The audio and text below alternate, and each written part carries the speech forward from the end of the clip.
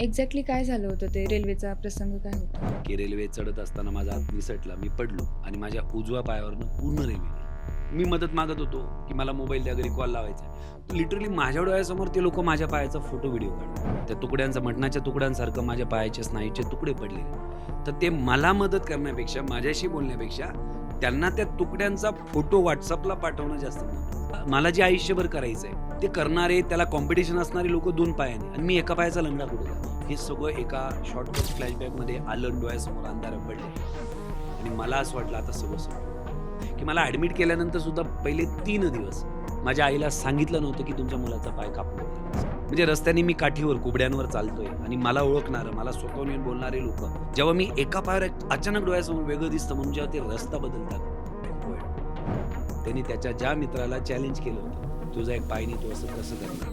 त्या मित्राने 21 ऑक्टोबरला कार बुक केली होती. ॲक्सिडेंट घडला. पण तरीसुद्धा उलट बिचाऱ्याची भावना तर मला दुसऱ्यांबद्दल येते. कारण की अपंगत्व हे शारीरिक नाही, मानसिक आणि वैचारिक असतं. नमस्कार सर. भन्नाट तेजा शोच्या मंचावर तुमचं खूप खूप स्वागत आहे. येस, नमस्कार मॅडम. तर सगळ्यात आधी आपल्या प्रेक्षकांना तुमची ओळख करून द्या.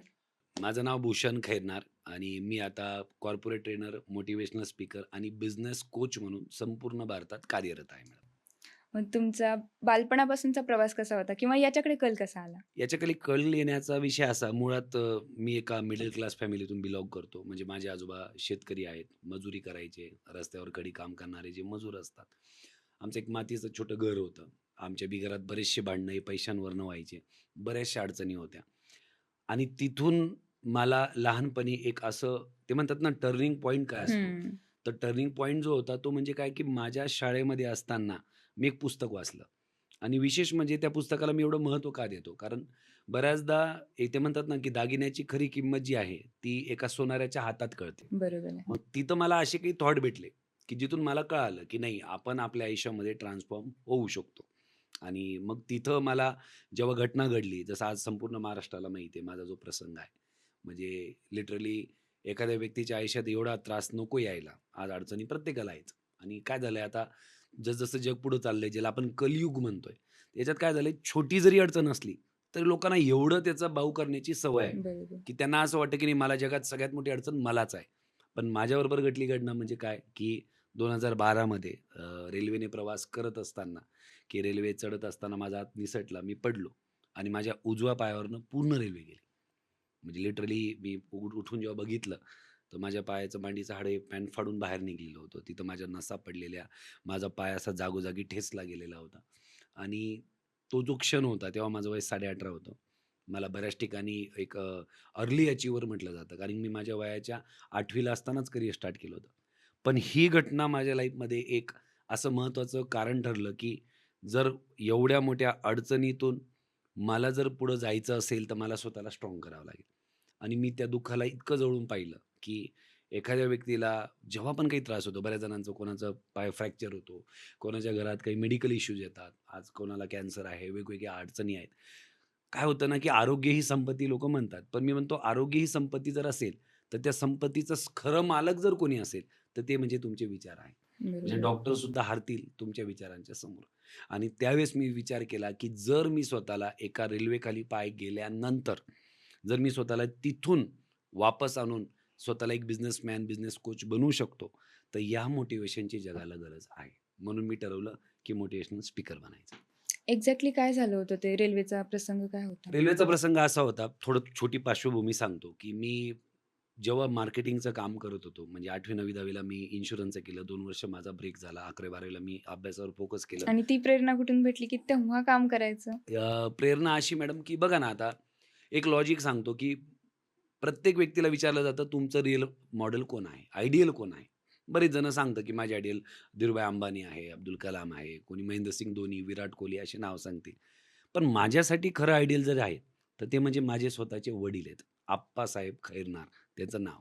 एक प्राथमिक शिक्षक असलेली व्यक्ती. इतर शिक्षक सकाळी अंतरानुसार 9:00ला निघतील, शाळेत जातील, दिवसभर काम करतील. पावणे 5:30 वगैरे घरी पोहोचतील. घरी आले का रिलॅक्स होतील. पण माझे वडील जेव्हापासून मला जास्त कळायला लागलं, तेव्हापासून माझे वडील फक्त एक शिक्षक म्हणून न राहता, ते 10वीच्या बोर्डाचे पेपरचं सुपरव्हिजन असेल, हं. कस्टडीची कामं असेल. म्हणजे बघा शिक्षक म्हणजे ऑर्डिनरी आणि कस्टडी पेपर म्हणजे एक्स्ट्रा ऑर्डिनरी. बरोबर. मग फक्त शिक्षक म्हणून तो व्यक्ती जर नाही राहते माझ्या भविष्यासाठी, त्यांच्या महत्त्वाकांक्षासाठी, माझ्या भविष्यासाठी, तर मी बी एक विद्यार्थी म्हणून का राहायचा? हं. म्हणून मग मी 8वी असतानाच कमी वयात एक संधी आली, की इन्शुरन्सचं काम आहे. म्हणजे लिटरली घरात लोकं यायचे. इन्शुरन्सची माहिती पप्पांना सांगायची, मी जाऊन बसायचो. पप्पा लिटरली मला होमवर्क द्यायचे. त्यांना असं वाटायचं याला याच्यापासून लांब ठेवावं. हं. पण मी तिथं लांब नव्हतो जात. मी तरी ते होमवर्क पटकन सॉल्व्ह करून यायचो. कधी-कधी असं झालं, की त्यांना इन्शुरन्सची माहिती शिकवली साहेबांनी. एक रुपेश सर म्हणून यायचे. रुपेश हं, हं. शिरोळे नाशिकमधून. ते सांगायचे असा प्लॅन द्यायचा आणि पप्पांना सांगितलं. मी ते बघायचो आणि पप्पा जेव्हा प्लॅन द्यायचे तेव्हा पप्पा चुकायचे. तर मी सगळ्यांसमोर सांगायचो, "पप्पा हे नाही असं आहे." मग पप्पांना कळलं, हे कार्ट काही ऐकत नाही आणि मग मी ते चालू केलं. म्हणजेच लवकर काम करण्याची पहिली प्रेरणा म्हणजे माझे वडील आणि जे तुम्ही करताय तेवढ्यात न थांबता अजून काय शक्य आहे? हा प्रयत्न जर प्रांजल मताने प्रत्येकाने केला तर पुढे जाईल आणि ह्या कारणामुळे मी खूप कमी वयात कमवायला लागलो. हे त्याच्या मागचं मेन कारण होतं. साइड बाय साइड एज्युकेशन चालूच येस, होतं ना. येस. आणि एज्युकेशन असं की मी 8वी मला जास्त नाही पण एक 92% होते. 9वी जास्त नाही पण शाळेत पहिला होतो. 10वी जास्त नाही पण 90% होते. याबरोबर सुद्धा आपण मॅनेज करू शकतो. उलट ब्रेन बऱ्याच लोकांना वाटतं मी फुल टाईम हे करतो. तर हं. मॅडम फुल टाईम ब्रेन तेवढा प्रोडक्टिव्ह नसणार आहे, जेव्हा तुम्ही काही गोष्टी मल्टिपल करता. येस. सपोज 1 तास झाला, चला आता माझं अभ्यास झाला, आता मी जॉबचं बघतो किंवा चला जॉब झाला, मी अभ्यासाचं बघतो. तुम्ही जर पाहिलं तर एम-पी-एस-सीमध्ये, यू-पी-एस-सीमध्ये जास्त करून ते टॉपर आहेत, जे जॉब बरोबर स्टडी करतायत. बरोबर आहे. रादर दॅन जे लायब्ररीमध्ये 24 तास स्टडी करणार आहेत, त्यांच्यापेक्षा. मग आपल्या ब्रेनला जेवढं आपण ॲक्टिव्ह केलं, तेवढं गरजेचं आहे. म्हणून मी कमी वयापासून चालू केलं. परत आपण ते रेल्वे अपघाताकडे येस. येऊ, तर ते प्रसंग कसा झाला होता? प्रसंग असा होता, मी जसं बोललो, कमी वयात स्टार्ट केलं, मार्केटिंग केली. तिथं मी कमी वयात खूप मोठा बिझनेस दिला. बिझनेस दिल्यानंतर माझा सत्कार होता. सत्काराच्या आदल्या दिवशी मी पुण्याहून मनमाडला बाय ट्रेन जात होतो आणि मनमाडच्या 10 किलोमीटर आधी अनकाई किल्ला म्हणून आहे. तर अनकाई किल्ल्याच्या इथं काय होतं, की ती पॅसेंजर असल्यामुळे एक्सप्रेस वे आली का ती साईडला थांबते. हं. अर्धा पाऊण 1 तास थांबते. आम्ही नेहमी जायचो तेव्हा आम्हाला माहिती इथं आली का ती आता हलणार नाही. म्हणून मी उतरलो, माझं काय काम होतं ते केलं आणि पुन्हा वापस चढायला गेलो. तर रेल्वेच्या दरवाजात एक रॉड असतो. हं. Yellow rod. तो मी पकडायला गेलो तर तो ओला होता. ओला असल्यामुळे माझा हात निसटला आणि मी घिरकी घेऊन पडलो आणि असा पडलो की बॉडी सेफ, पण उजवा पाय माझा ट्रॅकवर गेला आणि तो तेवढ्यात काढता नाही आला तुम्हाला? नाही, कारण की हे मॅडम अर्ध्या सेकंदात पिघडलं नसेल.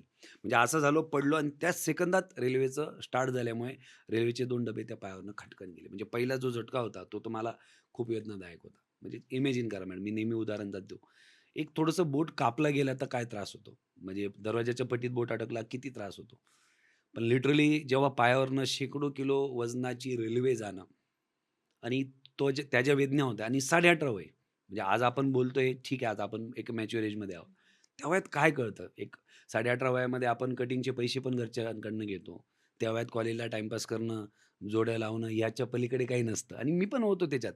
बट एक बॅकग्राऊंड असल्यामुळे तिथं मला त्या वयात हे त्रास आला आणि मग मला आठवतं, मी जेव्हा असा पडल्या-पडल्या असं थोडं म्हणजे त्रास झाला, पण असं बघितलं, तर माझं लिटरली म्हणजे पायाजवळ जे हाड आहे, म्हणजे पायाचं जे मांडीचं जे हाड होतं, ते पॅन्ट फाडून बाहेर निघालं. तो व्हाईट कलरचं बोन, रक्त, माझा जो गुडघा ज्याला म्हणतो, ज्याला पटेला म्हणतो, गुडघ्याची वाटी हं. ठेचली गेलेली होती. सगळ्यात मोठी नस आपली गुडघ्याखाली असते 2 नसा, हं. त्या पण कट झालेल्या होत्या आणि जागी-जागी पाय असा त्या चाकाबरोबर जसा गोल फिरला असेल, तो जागेवर तसा ठेचला गेला होता आणि थोडं झाल्यानंतर ते ऑटोमॅटिक हवेने पाय बाहेर फेकला होता आणि त्या वेदना खूपच विचित्र. म्हणजे लिटरली अचानक माझ्या डोळ्यासमोर एवढे अंधारे आले, एवढा त्रास झाला आणि त्यावेळेस मला एक सांगायला आवडेल, की लोकांना थोडं फिल्मी वाटेल, बट माझं वाचन होतं, मी मार्केटिंगमध्ये होतो, मी पेटी म्हणजे हार्मोनियम पण वाजवतो, कलाकार पण आहे. त्यामुळे माझ्या डोळ्यासमोर अचानक सगळं फ्लॅशबॅकमध्ये गेलं. मॅडम लहानपणी पैशांची अडचण, घरातले भांडणं पैशामुळे, वडील शिक्षक असले तरी एकुलते एक असल्यामुळे बऱ्याचशा अडचणी. हं. आम्ही दोघी मुलं इंजिनिअरिंगला असल्यामुळे दोघी भाऊ, तो खर्च खूप मोठा आहे. म्हणजे शिक्षकाचा पगारही तिथे इनफ होत नव्हता. बरोबर. आणि मग स्वप्न असे बघितले होते, की दिवस-रात्र एक करायची, काही करायचं. पण वडिलांना आपल्यावर गर्व व्हायला पाहिजे असं काहीतरी करायचं.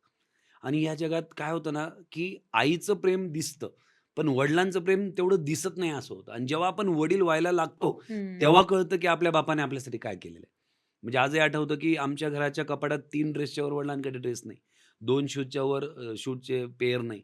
आपल्याकडे पुरं कपाट भरलेलं. आणि म्हणून मी त्यावेळेस ती एक जिद्द होती आणि जसं ते त्या क्षणाला जेव्हा ती रेल्वे पायावरनं गेली ना, तर डोळ्यासमोर ते सगळं आलं, की वडिलांनी एवढं केलंय, ते करायचंय, आपली प्रॉपर्टी बनवायची आहे, नाव बनवायचंय, एम-आय-टीला आलेलो आहे, एम-आय-टीचं मोठं पॅकेज घ्यायचंय किंवा स्वतःची कॉम्प्युटरची कंपनी टाकायची. असे सगळे विचार आणि अचानक एक पाय जाणं म्हणजे एक मोठा प्रश्न होता.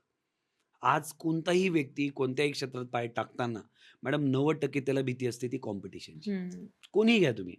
म्हणजे आज जर कोणी यू-पी-एस-सीची तयारी करत असेल, तर 0.001% पेक्षा कमी रिझल्ट आहे त्याचा. म्हणजे सक्सेस रेशो आहे. बरोबर. आणि प्रत्येकाला कॉम्पिटिशनची भीती वाटते आणि मला जे आयुष्यभर करायचंय, ते करणारे त्याला कॉम्पिटिशन असणारे लोकं 2 पायाने आणि मी एका पायाचा लंगडा कुठे जाणार? ते एक आयुष्य जगताय. मला 2 आयुष्य जगायचे. अपंग म्हणून असणारे त्रास आणि करणं बी. हे सगळं एका शॉर्टकट फ्लॅशबॅकमध्ये आलं आणि डोळ्यासमोर अंधाऱ्या पडल्या आणि मला असं वाटलं आता सगळं संपलं. पण ते म्हणतात ना, की देवाची पण इच्छा होती आणि माझी तळमळ होती. मी स्वतःला थोडंसं मी काय केलं, की दोनदा जखम पाहिल्यानंतर परत जखमेकडे पाहिलं नाही. म्हणजे लॉजिकली पाहिलं. हं. मी जर जास्त जखमीकडे पाहिलं असतं कदाचित मी बेशुद्ध झालो बरोबर असतो. आहे. लोकांना असं वाटतं, की हे खोटं आहे किंवा हे शक्यच नाही, की एवढं मोठं झालं आणि तुम्ही बेशुद्धच नाही पडले. माझ्या साधारणतः 9:45च्या सुमारास आसपास माझ्या पायावरनं रेल्वे गेली आणि 10:30, 11:45, 11:15 पर्यंत मी तिथून मालेगावला प्रयास हॉस्पिटलला पोहोचलो. हे सगळं मी माझ्या उघड्या डोळ्यांनी पाहिलेलं आहे. म्हणजे शॉर्टमध्ये सांगायचं म्हटलं तर पडल्यानंतर जेव्हा मी बसलो, एक मुलगा पळत आला. तो मुलगा पळत आला. मला वाटलं चला आता कोणतरी आलं. बिकॉज तेव्हा आसपास कोणीच नव्हतं. पहिला म्हणजे तो व्यक्ती होता. तो मुलगा पळत आला. मला वाटलं आता माझं वाचवणार. तर तो पळत आला, जवळ आला. त्यांनी काय केलं माहिती त्याने माझं पाकीट चोरलं, माझं घड्याळ चोरलं. म्हणजे माझ्या तळपायाची आग मस्तकात म्हणजे तोंडात शिव्या येत होत्या घाण-घाण, की मी मरतोय. मी त्याला मदत मागणार तेवढं ते विसकून तो पळतोय. आणि ही जगाची एक क्रूरता झाली. आज समाजामध्ये ही क्रूरता आहे. आज प्रत्येकाच्या आयुष्यामध्ये जगताना कधी कोणाला या क्रूरतेला सामोरं कसं जावं लागेल, हे आपण आज सांगू शकत नाहीये.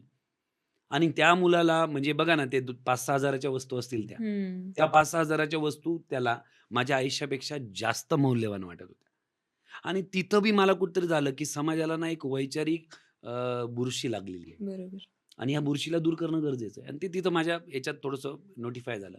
परत काही लोकं आले. मी मदत मागत होतो, की मला मोबाईल द्या, घरी कॉल लावायचा आहे. तर लिटरली माझ्या डोळ्यासमोर ते लोकं माझ्या पायाचा फोटो, व्हिडिओ काढतायत. म्हणजे इथं माझं इकडून रक्त एकदम नळाच्या पाण्यासारखं खळखळ रक्त वाळतंय.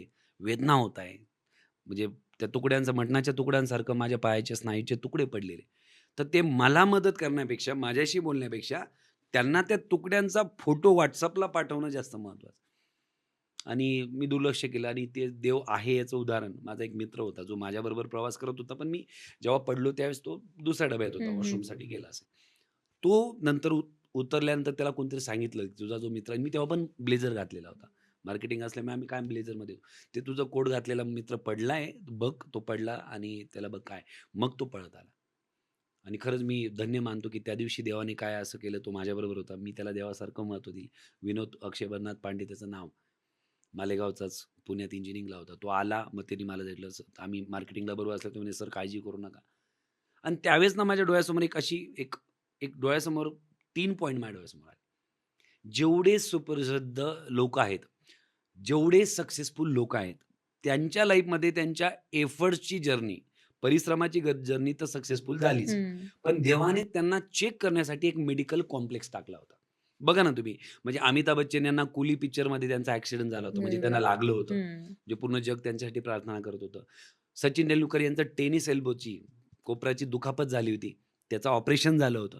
तिथून वापस येऊन सचिन तेंडुलकर यांनी 200 रन केले.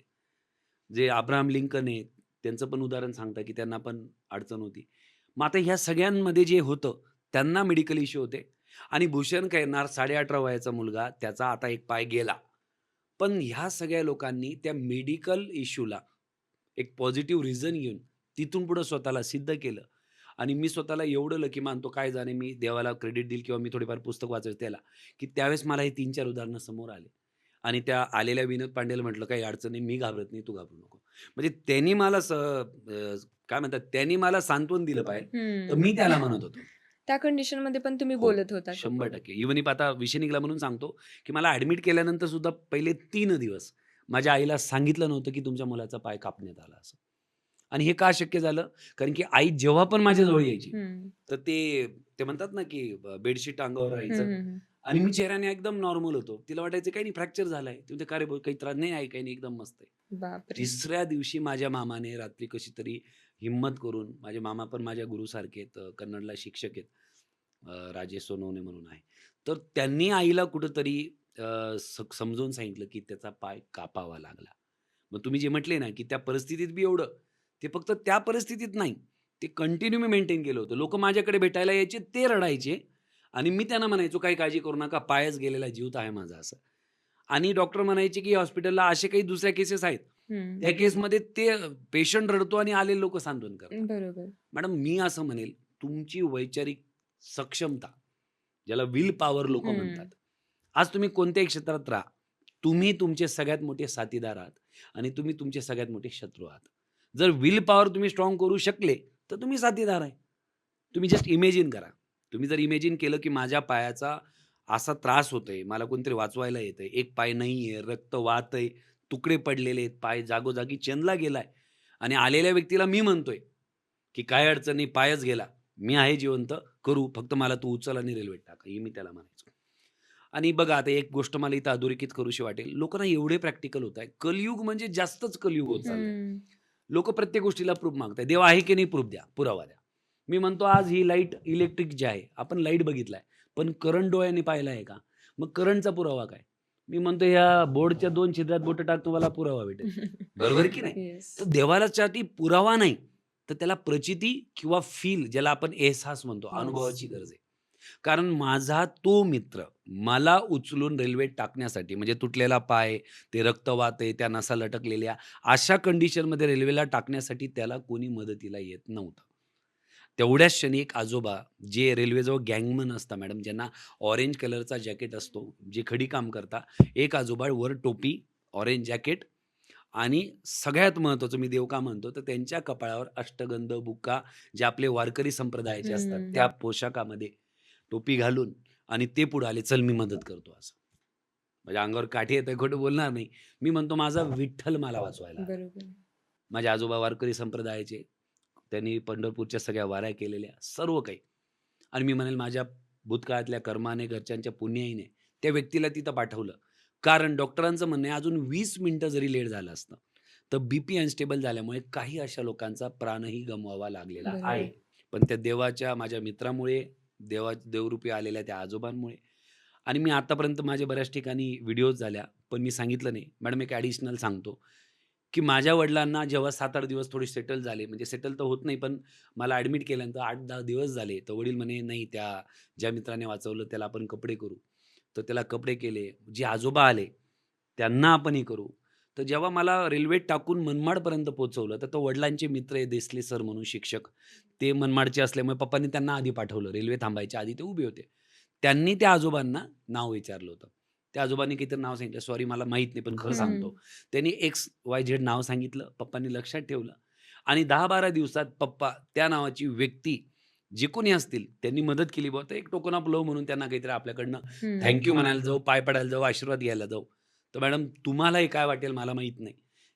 जे नाव त्या देसले काकांनी पप्पांना सांगितलं, त्या नावाची व्यक्ती अनकई किल्ल्याच्या रेल्वे स्टेशनवर काम करत नव्हती. बापरे! हे माझ्या वडिलांना लक्षात आलं. आता आय डोंट नो आता तुम्ही याला काय म्हणायचं ते म्हणा. म्हणजे माझ्या आता प्रत्येक ठिकाणी आता काटा आहे अंगावर. म्हणजे ते माझी तळमळ, माझी वैचारिक इच्छा आणि देवाने दिलेली मला ही ताकद म्हणून त्या दिवशी देवानेच मला वाचवण्यासाठी मदत केली. I don't know why. कदाचित मग ते तुम्हाला काय जोडायचं ते जोडा. तुम्ही त्याला पुरावा मागाल माझ्याकडे नाही. एक पुरावा आहे. त्या माणसाचं नाव काकांना सांगितलं, काकांनी वडिलांना सांगितलं, वडील त्या नावाच्या माणसाचा शोध घ्यायला परत गेले. ते म्हणता माणूस नाही. आपण जर प्रॉपर सगळं मनापासून जर इच्छा केली ना, तर हो, देवसुद्धा तुमच्या मदतीसाठी येतो. पण जे फक्त म्हणताय पण प्रयत्न करत नाहीये. त्यांची इच्छा त्याच्याबरोबर नाहीये. सहनशक्ती हा एक पार्ट येतो. मला लिटरली उचलून त्या रेल्वेत टाकलं, तर मी जेव्हा खाली असा आडवा पडलेलो होतो, तर माझ्या गुडघ्याच्या जागेच्या आसपास रक्त कंटिन्यू वाहत होतं. म्हणजे छोटा तलाव म्हणजे एक असं रक्त एकदम घट्ट रक्त हं. साचलेलं होतं. मनमाडला पोहोचलो. तिथं क्रेचर घेऊन ते काका आलेले होते. त्याच्यावर बसवलं. पहिले मनमाड सिव्हिल हॉस्पिटलला नेलं. त्यांच्या काही लिमिटमध्ये नव्हतंच ते, पण ते पुढच्या डॉक्टरला जमावं म्हणून त्यांनी काय केलं, ते सगळे तुकडे एकत्र करून बँडेजमध्ये एकत्र केले आणि तिथं माझे वडील आले. म्हणजे तो प्रसंग अजूनही आठवतो. मला तिथं आडवं टाकलेलं आणि वडील मागून आलेले. ते स्टेशनवर नाही, त्यांनी मला पाहिलेलं नाही. मी मध्ये असल्यानंतर मागून मालेगावहून आले आणि जसं माझे वडील मध्ये आले, त्यांनी ते पायाला पाहिलं. वडील चक्कर येऊन अक्षरशः पडले. मॅडम माझ्या वडिलांची हाईट 5 फूट म्हणजे 6 फूट आसपास हाईट आहे. चांगली पर्सनॅलिटी, लोकं पोलीस पर्सनॅलिटी म्हणतात. एवढा मोठा धिप्पाड माणूस आणि जेव्हा ते बघतात, की त्यांच्या मुलाला त्यांच्या भाषेत ते म्हणतात, "तू माझे मेरे लंबी रेस का घोडा है." असं म्हणायचे प्रेमाने. त्याच्यावर ज्या मुलावर सगळं भविष्य, ज्या मुलावर सगळ्या आशा, ज्या मुलाच्या सगळ्या इच्छा आणि अचानक जर एवढ्या इच्छा असलेल्या मुलाला अचानक जर अपंग व्हावं लागत असेल, तर त्यावेळेस मी हक्काने सांगू शकतो मॅडम, की त्या गोष्टीचा त्रास मला कमी आणि माझ्या वडिलांना जास्त. अक्षरशः माझ्या वडिलांचे जे मित्र होते, त्यांनी त्यांना सावरलं. आप्पा म्हणतात. ते म्हटले, "मधू पाटील काका आहेत." ते म्हटले, "आप्पा 1 मिनिटं तू बाहेर थांब." आणि माझा भाऊ जो मला जीवापाड प्रेम करणारा तो पण आला होता. पण त्याला हिंमत नव्हती. त्याने ऐकलं होतं. म्हणून तो बाहेर थांबला होता. मला त्यांनी ॲम्ब्युलन्स बोलावली. "पटकन मालेगावला न्या." असं म्हणून ते आले. मला क्रेचरवर टाकलं आणि हॉस्पिटलच्या मधल्या बेडपासून तर ॲम्ब्युलन्सपर्यंत ते 2-3 जण जे आले, 2-3 नाव आहे चेतन माले, लेखराज माले, शैलेश वाघे मालेगावचे आमचे मित्र जे माझ्याबरोबर मार्केटिंग करत होते. ते आले, त्यांनी धरलं आणि बाहेर नेताना आणि ॲम्ब्युलन्समध्ये प्रवेश करताना मी थोडंसं पाहिलं, तर एका भिंतीच्या पलीकडे डुकून माझा भाऊ बघत होता. कारण की त्याची क्षमता नव्हती मला बघण्याची. ते दुःख होतं एवढं आम्ही स्वतःशी अटॅच आहे. आणि हे सगळं ॲम्ब्युलन्सने नेलं. थोडं सांगायला आवडेल मला म्हणून जेव्हा ॲम्ब्युलन्स स्पीड ब्रेकरवरनं जायची, तर ह्या नशा हलायच्या आणि सगळ्यात जास्त वेदना व्हायच्या. मग मला हॉस्पिटलला नेलं. पहिलं ऑपरेशन केलं, पाय कापला. पाय कापल्यानंतर 200-100 लोकं हॉस्पिटलला जमा, पप्पांच्या ओळखीचे. पप्पा थोडं शिक्षक राजकारणात होते त्यावेळेस आणि बरेच ॲक्टिव्ह होते. सगळ्या जणांचा एकच प्रेशर डॉक्टरला, की याचा पाय वाचवा. पण वाटीच नसल्यामुळे आणि पायाखालच्या नसा हा जास्त उशीर थोडाफार झाला होता. माती लागली होती, सेप्टिक होत होतं म्हणून ते शक्य नव्हतं. आणि मला जेव्हा पाय कापला, तर पाय कापत असताना ते ॲनेस्थेशिया भूल देणारे एक डॉक्टर हं. असतात आणि करणारे असतात. आणि योगायोगाने दोघी डॉक्टर जे होते आणि बघा ना, आता कसं असतं, तुम्हाला ॲक्सेप्ट करणं गरजेचं आहे. इथं बरेच जण असे ज्यांच्या वैवाहिक आयुष्यात अडचणी आहे. काही जण असे ज्यांच्या करिअरमध्ये अडचणी आहे. काही जण असे ज्यांचं एज्युकेशन भलत्याच फील्डमध्ये होतं आणि आता दुसरं काम करावं लागतंय. काही जण असे आहेत, की ज्यांना जे पाहिजेल होतं ते नाहीये. बघा तुम्हाला पुढं जायचंय. ते म्हणतात ना, की तुम्ही पुस्तकाचं एक पान पलटल्याशिवाय नवीन पान उघडणार नाही. बरोबर. पहिलं पलटावंच लागणार आहे. आज बरेच लोकं असे जे अजून पहिल्याच पानामध्ये घुसून आहेत, अडकून आहेत. तिथं ॲक्सेप्ट करणं गरजेचं आहे. आणि माझा पाय कापला जातोय. लोकं बाहेर टेन्शन घेत आहे, की गुडघा वाचेल की नाही? कारण गुडघ्याच्या खाली थोडं जरी राहिलं, तर हं. टेन्शन कमी राहील. हं. गुडघा वाचेल की नाही अपेक्षेने डॉक्टरला प्रेशर करताय. काही करा, पाय वाचवा, नाहीतर लक्षात ठेवा. ही कंडिशन आहे आणि मालेगाव म्हटल्यावर जबरदस्त विषय तिथला आमचा. कारण राजकारणी बॅकग्राऊंड थोडंसं मी पण शाळेमध्ये थोडा वेगळ्या वातावरणात होतो. पण डॉक्टरांनी आमचे एक डॉक्टर आहेत, काका आहेत गोकुळ खैरनार. त्यांना सांगितलं, "तुमच्यातलं कोणी नातेवाईक असेल तर पाठवा ऑपरेशनला बरोबर. त्याला बघू द्या काय, काय नाही." आणि मॅडम तिथंच मी ऑलरेडी ॲक्सेप्ट केलं होतं. जे होईल ते मला ॲक्सेप्ट आहे. मी याला ॲक्सेप्ट करून मला पुढे जायचं आणि याचं एक एक्झाम्पल सांगतो. आता स्वतःला कुठेतरी बिझी ठेवायचं. म्हणजे मला ऑपरेशन करताना ते विचार येऊ शकतात, पायाचं काय, भविष्यात हं. काय होईल? मग बिझी ठेवायचं म्हणून मी शेजारी फाईल पडलेली. तर तिथं भूलतज्ञ म्हणून लिहिलेलं, ऑपरेशन करणारे लिहिलं. दोघांचं नाव लोहिया. मग मी दोघी दिसले सर, मॅडम. तर माझा खाली पाय कापला जातोय आणि मी कॉमेडी याच्यात विचारतोय, की "सर हे मॅडम तुमची बहीण आहे का वाईफ आहे?" असं. बापरे! मग ते म्हणे, "वाईफ आहे माझी." माझा लगेच पुढचा प्रश्न, "मग तुमचं लव्ह मॅरेज आहे का अरेंज मॅरेज आहे?" असं. मग ते बाकीचे नवल करायचे, की याचा खाली आम्ही पाय कापतोय. याला खाली पूर्ण रक्त अन् रक्त भूल होतंय. दिलेली नव्हती तुम्हाला? भूल मॅडम दिली होती. त्याला पेरिफेरल म्हणतात. 2 असतात. एक जी जनरल एनेस्थेशिया आणि पी म्हणजे पेरिफेरल. कमरेला जर दिलं तर कमरेच्या खाली भूल असते. हं. तर ती पेरिफेरल होती. ओके. त्यामुळे मला त्याचा त्रास त्यावेळेस होत नव्हता. पण माहिती आहे ना खाली काय चाललंय आणि दिसतं पण तेवढं. आणि असे काही बॉडी पोझिशन नसते, की तुम्हाला दिसणार नाही. सगळं दिसतंय. पण ॲक्सेप्ट केल्यामुळे मी स्वतःचं मन वळवण्याचा प्रयत्न करतो. आणि मी मार्केटिंगमध्ये असताना आम्हाला एक लॉ ऑफ अट्रॅक्शन शिकवलेलं. सबकॉन्शियस माइंडला तुम्ही जर सिग्नल दिला, एकच वाक्य बऱ्याच वेळेस तुम्ही जेव्हा म्हणता, जसं एखाद्या बंद राजवाड्यामध्ये एखादा आवाज कसा घुमतो, तसं तुमच्या शरीरात ते घुमत असल्यामुळे ती गोष्ट बॉडीला लवकर इंटिमेट होते, कळते आणि त्यानुसार या प्रकृतीमध्ये लोकं तुम्हाला किंवा ही प्रकृती तुमच्या आयुष्यात ते लोकं पाठवणं सुरुवात करते. मग त्यावेळेस मी ती कॉमेडी करत होतो आणि त्या कॉमेडीतून का तर मी ॲक्सेप्ट केलं. म्हणून ॲक्सेप्ट करणं गरजेचं आहे. झालं, ऑपरेशन झालं, पाय कापला, ओपन ठेवला. मी जसं नेहमी सांगतो, की शिस पेन्सिल कशी गोल असते. हं. मध्यभागी ब्लॅक डॉट असतो, आजूबाजूला एक काय तो तपकिरी कलरचा, तसा माझा पाय दिसायचा. मध्यभागी बोन आणि आजूबाजूला स्नायू पूर्ण. आणि ते बी असं साळून ठेवलेलं होतं त्यांनी. 7 दिवस अंडर ऑब्झर्वेशनच्या हिशोबाने होतं आणि त्याच्यावर सगळे ड्रेसिंगचे पॅड ठेवून मग त्याला पॅक केलेलं होतं. पण मॅडम अडचण कुठे? इमॅजिन कोणीच करू शकत नाही. सगळ्यात मोठी अडचण ती म्हणजे ड्रेसिंग. हं. आपण आमरस करतो तेव्हा आमरस करताना, आंब्याचा रस काढताना घरी गावाकडे ज्या पद्धतीने आंबा निपळून रस काढला जातो, त्या पद्धतीने ही जी काही माझा हा जो पायाचा भाग आहे, तो हा पूर्णतः दाबून त्याच्यातून ते खराब रक्ताचे जे काही थेंब आहे, ते काढायचा प्रयत्न करत होते. इथं अजून पण एक सिम्बॉल आहे, म्हणजे खूण आहे, की जशी विहीर म्हणतो ना, तिने कोरून एक नळी टाकली होती. त्याला स्पंज लावला होता. पी-एच लेव्हलनुसार जे खराब रक्त आहे, त्याच्यामध्ये शोषून घेईल आणि चांगलं राहील. पण शोषून कुठून देणार? चांगल्या शरीरातून, चांगल्या पायातून. कधीही डॉक्टर आले, नर्स आले, ते दाबायचे आणि ते एकदम ते रक्त ओढलं जायचं. प्रचंड त्रास. ड्रेसिंग म्हणजे काय? जेव्हा ते दाबून ते काढायचे, एखादा थेंब निघत असेल, पण डॉक्टर म्हणायचे, "हा एक थेंब जरी तुझ्या शरीरात राहिला, त्याने तिथं घर केलं, तर अक्षरशः तुझं पूर्ण शरीर पिवळं पडून तुझ्या जीवाशी खेळावं लागेल." आणि त्या ड्रेसिंगला माझे वडील, हा जो खांद्याचा भाग आहे, या खांद्याच्या भागावर वडील असं बसून घ्यायचे काइंड ऑफ. पायाने दाबायचे. इथं 2 जण, इथं 2 जण. 8 जण मला दाबायचे, तेव्हा ती ड्रेसिंग व्हायची. ऑपरेशन त्रासदायक नव्हतं आणि तुम्ही जसं विचारलं आणि याला ते भूल देऊ शकत नव्हते. आणि ती भूल कारण की पेरिफेरलमध्ये शक्य नव्हती. म्हणजे पार्टची जी भूल आहे. त्यामुळे लिटरली त्यांनी ते 2-3 ड्रेसिंग केले. मॅडम एका ड्रेसिंगला तर लिटरली जे डॉक्टर होते त्यांच्या तोंडालाच माझी लाथ लागली. तर त्यांनी सांगितलं, की आता आपण याचं जी-ए करणार आणि जी-ए रिस्की असतं. जी-ए म्हणजे जनरल अॅनेस्थेशिया. पूर्ण बेशुद्ध होता तुम्ही. हं. तुमच्या सलाईनमध्ये बस असं टाकतील, गायब हं. आणि डोळे उघडले का सगळं झालं असं. पण ती भूल देण्याच्या आधी सही घेतात, की ही भूल देताना यांचा जीव गेला तर आम्ही आय जबाबदार. थिंक ती उतरत पण नाही ना? ती उतरायला खूप त्रास होतो. 7 तास, 8 तास लागतात. म्हणजे लिटरली ती भूल उतरताना तो वेगळाच अनुभव सगळा. आज मला काय म्हणायचंय, यातना, यातना प्रत्येकाला आहे. शारीरिक यातना जेवढ्या त्रासदायक आहे, त्यापेक्षा जास्त भावनिक यातना आहे. बरोबर. एखाद्या घरामधल्या एखाद्या लेडीजला जेव्हा कोणी असं बोलून टोचून बोलतं ना, तर मी म्हणतो ते टोचून बोलणं त्या लेडीजला इतकं मधी लागत असतं, की त्या लागण्याचा एक फील एखादा व्यक्ती तिचा काळीज कापल्यावर जो काही त्रास होत असेल, त्यापेक्षा जास्त त्रास त्या शब्दांना टोचण्याचा होत असतो.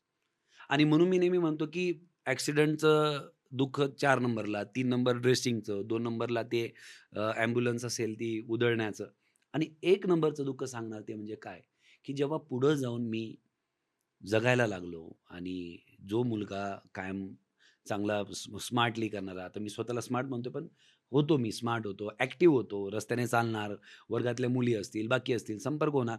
तर लिटरली जे लोकं मला ओळखायचे, जे वर्गातल्या मुली ओळखायचे, एक पाय अचानक आयुष्यातून जाणं म्हणजे खूप मोठा अंधार आहे. हं. म्हणजे रस्त्याने मी काठीवर, कोबड्यांवर चालतोय आणि मला ओळखणारं, मला स्वतःहून येऊन बोलणारे लोकं, जेव्हा मी एका पायावर अचानक डोळ्यासमोर वेगळं दिसतं म्हणून जेव्हा ते रस्ता बदलताना खूप वाईट वाटतं. एक वेगळाच त्रास होतो आणि हे जग आहे ना, हे जग वेळेनुसार बदलत राहतं. बरोबर आहे. जग बदलतंय नकारात्मक पद्धतीने आणि आपण बदललं पाहिजे सकारात्मक पद्धतीने. मॅडम आपण नकारात्मक राहून चालणार नाही. मला अजूनही आठवतं मी जसं तुम्हाला पहिल्या ऑपरेशनचं बोललो. दुसऱ्या ऑपरेशनला माझ्या पायाला टाके बांधण्यात आले. जसं गोणी असते ना, बारदान हं. गोणी, पोतं ज्याला म्हणतो, त्याला आपण ते धामणीने शिवतात. हं. तसं लिटरली ह्या दोघी भागाला असं शिवण्यात आलं आणि शिवल्यानंतर त्याला टाके दिले आणि ते टाके 7 दिवस होते. त्याचं परत ड्रेसिंग वेगळं. फक्त एक अनुभव सांगतो. 31 ऑक्टोबर 12ला माझा ॲक्सिडेंट झाला. 31 ऑक्टोबरच्या संध्याकाळी माझं ऑपरेशन झालं आणि दुसरं ऑपरेशन 7 नोव्हेंबर 12ला झालं. पप्पांनी सहज विचारलं, "किती वेळ लागेल?" तर ते म्हणे, "8-9 महिने कसेही लागतात." कारण की तुम्ही एक 2 पायाचं आयुष्य जगताय आणि अचानक तुम्हाला घरात वॉशरूमपासून, बाथरूमपासून, घरात पाणी घ्यायचंय, काही बी करायचंय, प्रत्येक गोष्टीला कोणावर अवलंबून राहणं किंवा एका पायावर अशा उड्या मारणं, हे प्रत्येक जॉइंट दुखणं, हे अचानक चालू होतं. त्यामुळे तो माणूस बाहेरच पडत नाही. 9 महिने बाहेर पडत नाही. पण ते म्हणतात ना, की आयुष्यात सगळ्यात मोठा राक्षस जर कोणी असेल, तर ते तुमचं स्वतःचं काळं मन आहे. काळं मन मी काय म्हणतो, 2 भूषण आहेत. 2 भूषण आहेत, 2 मॅडम आहेत. एक तुमच्यातलं काय एक भूषण काय म्हणतो, की नाही जे झालं ते झालं, आता चल पुढे निघतो आता. जे झालं ते झालं, तुला काहीतरी करायचंय, आईकडे बघ, घरच्यांकडे बघ, भविष्याकडे बघ, जे लोकं तुझ्यापेक्षा जास्त अडचणीत त्यांच्याकडे बघ, पुढे चल. आणि दुसरा भूषण काय म्हणतो, "अरे पण त्रास मलाच का दिला? देवाने मलाच का त्रास दिला? मीच दिसलो का? माझाच पाय घ्यायचा होता का?" असे बरेच प्रश्न. या दोघांमधली लढत ज्याला जिंकता आली, त्याला आयुष्यामध्ये जमलं. घरातून बाहेर निघताना दोघी सकाळी लवकर उठायचे. एक म्हणतं, "चला लवकर उठून मोठ्यांसारखं होऊ." दुसरा म्हणतो, "नाही मला अजून झोपायचं." प्रत्येकाला आळस असतो. कोणाला काही व्यवसाय करायचा आहे, एक म्हणतो रिस्क घे, 2 पैसे 4 लोकांकडनं घे, रिस्क घे, मेहनत कर, व्यवसाय कर. लगेच स्वतः म्हणला नाही झाला तर पैशांचं काय, घरच्यांचं काय? पण या प्रत्येक गोष्टीला मार्ग आहे. आणि त्या दुसऱ्या ऑपरेशनला 270 दिवस सांगितले. आणि मी पर्पजफुली मेन्शन करणार, की 11वीला माझा एक मित्र आहे. म्हणजे मी त्याला थोडं गुरुप्रमाणे मानतो, राकेश राजपूत म्हणून. त्यांनी पहिल्यांदा मला द सिक्रेट नावाचं बुक दिलं होतं आणि व्हिडिओ पण सजेस्ट केली, लॉ ऑफ अट्रॅक्शन या पार्टवर. बरेच लोकं याच्यावर बरीचशी वादविवाद बी चालते. कोणाला पटतं, कोणाला नाही. कोणी म्हणतं कसं शक्य आहे? पण आमच्याबरोबर झालंय तर आम्ही होच म्हणणार आहे. बरोबर. माझ्या आयुष्यात तेच लोकं येणं, तेव्हाच येणं, त्या पद्धतीने येणं, just because of law of attraction. एखाद्या गोष्टीसाठी तुम्ही पूर्णतः हॅपी मूडने, पूर्ण लक्ष देऊन जेव्हा तुम्ही विचार करता, की मला हे पाहिजेल आहे आणि थोडं सबकॉन्शियस माइंड असं म्हणतं, की त्याला डोळे नसतात, त्याला खरं-खोटं कळत नसतं. म्हणून जे पाहिजेल आहे ते ऑलरेडी भेटलं असं समजा. त्याला आस्क, बिलीव्ह, रिसीव्ह म्हणतात, की पहिले विचारा मला काय पाहिजेल आहे. नंतर विश्वास ठेवा, की हो मला भेटणार आणि नंतर असं फील करा, की मला रिसीव्ह झालेलं आहे.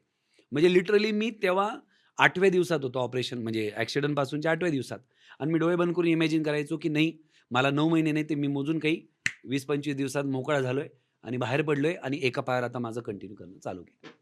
जरी प्रश्न पडतायत तरीसुद्धा. आणि मी ते कंटिन्यू केलं, दररोज उठल्यावर केलं. त्याच्यातला एक इन्सिडेंट सांगायला आवडेल कारण की लोकांना वेगळे अनुभव पाहिजे. हं. प्रयास हॉस्पिटल एक ॲक्सिडेंट हॉस्पिटल आहे. तिथं खूप सारे बेड आहेत. तिथं हॉस्पिटलमधलं तर काय वातावरण असतं. लोकं सगळे टेन्शनमध्ये असतात, दुःखात असतात. पेशंट चांगला व्हावा म्हणून कोणी डबा घेऊन येतंय, कोणी सफरचंद घेऊन येतंय, कोणी रडतंय. तिथं ते हॉस्पिटल साफ करणारा तो एक स्मेल कायम असतो तुम्हाला माहिती आहे. त्याला हॉस्पिटल म्हणतात. पण 7 नोव्हेंबरला माझा ॲक्सिडेंट झाला. 14 नोव्हेंबरला दिवाळी पाडव्याचा दिवस. थोडं मागे जातो मी, की ॲक्सिडेंटच्या 10 दिवस आधी 21 ऑक्टोबरला माझा बर्थडे असतो. 31 ऑक्टोबरला ॲक्सिडेंट झाला. 10 दिवस आधी घरच्यांसाठी एक गिफ्ट मी बुक केलं होतं. 10 दिवस आधी. घरच्यांसाठी गिफ्ट बुक केलं होतं, पण अचानक ॲक्सिडेंट झाला. आता गिफ्ट कसं आणायचं? घरच्यांना कल्पना दिली होती. भावाने बी सांगितलं जेव्हा थोडंसं ॲक्सिडेंट होऊन 5-6 दिवस झाले, राहू दे आता. पण मी म्हटलं नाही, कमिटमेंट करायची तर करायची. बऱ्याच जणांना सवय कमिटमेंट करतात आणि त्यानुसार जर घडलं नाही तर थांबून जातात. पण मी 21 ऑक्टोबरला गिफ्ट बुक केलं. 31 ऑक्टोबरला 100% चांगला असलेला माणूस 85% अपंग झाला. एक पाय गेला. पण तरी माझी जी कमिटमेंट आहे ती मला करायचीच, हा निर्णय. आणि याच्यातला एक इन्सिडेंट सांगतो, की माझ्या ॲक्सिडेंटनंतर माझा एक मित्र होता, जो पहिल्यांदा भेटायला आला. आणि भेटायला आल्यानंतर तो मला काय म्हणतो, की "अरे, तू तर लई मोठ्या गप्पा मारायच्या, की मला गाडी घ्यायची, मी घरच्यांना हे करणार, ते करणार. आता कसं करणार? आता तर तुझा एक पाय नाही." म्हणजे तो सांत्वन म्हणून नाही, टॉन्ट मारणं, हं. समोरच्याला त्रास देणं म्हणून तो मला म्हणत होता, "आता तू कसं करणार?" आणि त्या मित्रामुळे मी त्याला वेगळ्याच अँगलने पॉझिटिव्हली घेतलं. आता तर घ्यायचंच. आता त्याच्या म्हणजे काय म्हणतात ना, दुनिया काही म्हणू, हं. पण आता तर घ्यायचं. आणि म्हणून मी तुम्हाला सांगतो 7 नोव्हेंबरला मी तुम्हाला ऑपरेशनचं बोललो. त्याच्या आधीच प्लॅन झाला होता. 14 नोव्हेंबरला हॉस्पिटल म्हटल्यावर दुःखाचं वातावरण. तोच मित्र जेव्हा माझ्या हॉस्पिटलकडे येत होता, पायी येत होता, अर्धा किलोमीटर मागं होता. त्या हॉस्पिटलच्या खाली त्याला गर्दी दिसली. मला भेटायला येताना दुसऱ्यांदा. हॉस्पिटलच्या खाली गर्दी घेतली. जवळ गेला तर तिथं काही लोकं एन्जॉय करताय म्हणजे नाचतायत.